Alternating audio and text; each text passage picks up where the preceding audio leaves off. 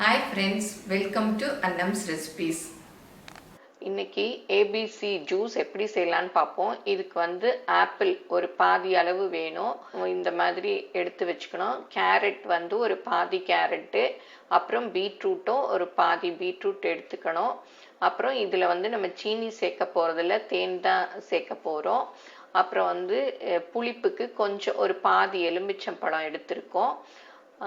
அதை நீங்கள் வேணும்னா போட்டுக்கலாம்.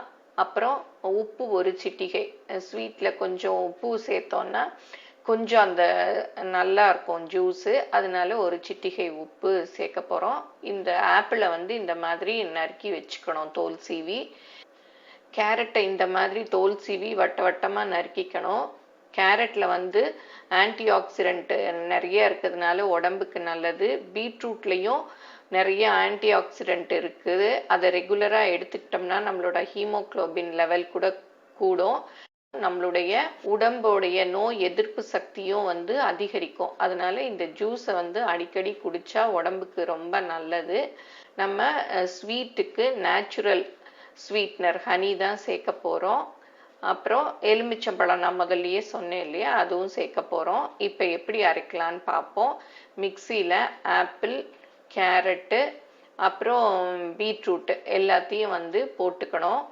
இப்போ மிக்சியை மூடி இதை அரைச்சிக்கலாம். ஃபஸ்ட்டு தண்ணி ஊற்ற வேண்டாம், முதல்ல அரைச்சிட்டு அப்புறம் தண்ணி ஊற்றிக்கலாம். ஏன்னா முதல்லையே தண்ணி ஊற்றிட்டோன்னா சரியாக அரைப்படாது. இப்போ பாருங்கள், கொஞ்சம் அரைப்படாத மாதிரி இருக்கு இல்லையா, இப்போ தண்ணி ஊற்றி அரைச்சிக்கலாம். ஏன்னா முதல்லையே தண்ணி ஊற்றிட்டோன்னா அந்த பீட்ரூட்லாம் அப்படியே அரைப்படாது சரியா. இப்போ திருப்பியும் அந்த உப்பு சொல்லியிருக்கோம் இல்லையா, அதையும் போட்டு நல்லா அரைச்சிக்கலாம். இப்போ அரைச்சாச்சு. இதை அப்படியே குடிக்கிறதுனாலும் குடிக்கலாம், இல்லாட்டி வடிகட்டி குடிக்கலாம். ஏன்னா சிலருக்கு அப்படியே குடிக்க பிடிக்காது, அதனால வடிகட்டிக்கணும். பெரிய கண் உள்ள வடிகட்டியில் போட்டு வடிகட்டிக்கணும், அப்போ தான் அது சீக்கிரம் இறங்கும்.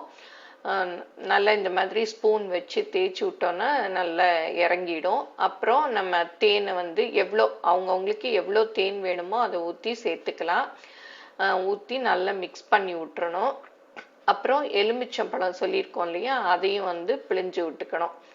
அதுவும் அவங்கவுங்க விருப்பம்தான், எவ்வளோ புளிப்பு வேணுமோ அந்த அளவுக்கு நம்ம பிழிஞ்சுக்கலாம். இந்த ஜூஸ் உடம்புக்கு அவ்வளோ நல்லது. உடம்புல நோய் எதிர்ப்பு சக்தியை அதிகரிக்கக்கூடியது. அதை கட்டாயம் நம்ம கவனிக்கணும். அதனால இந்த ஜூஸை அடிக்கடி நம்மளும் செஞ்சு குடிக்கலாம், குழந்தைகளுக்கும் செஞ்சு கொடுக்கலாம். இதில் பீட்ரூட்டு இதெல்லாம் போடுறதுனால ஒரு மாதிரி ஸ்மெல் இருக்கும். அதுக்கு தான் நம்ம எலுமிச்சம்பழமும் தேனும் சேர்க்குறோம். அதை நல்லா மிக்ஸ் பண்ணி விட்டுறணும். மிக்ஸ் பண்ணி விட்டுட்டு இது இவ்வளோ திக்காக இருக்குன்னு நினச்சிங்கன்னா இன்னும் கூட கொஞ்சம் தண்ணி ஊற்றி குடிக்கலாம். இதை எல்லாரும் ட்ரை பண்ணி பாருங்கள், எப்படி இருந்ததுன்னு உங்கள் கமெண்ட்ஸை சொல்லுங்கள். கட்டாயம் செஞ்சு குடிங்க. தேங்க்யூ.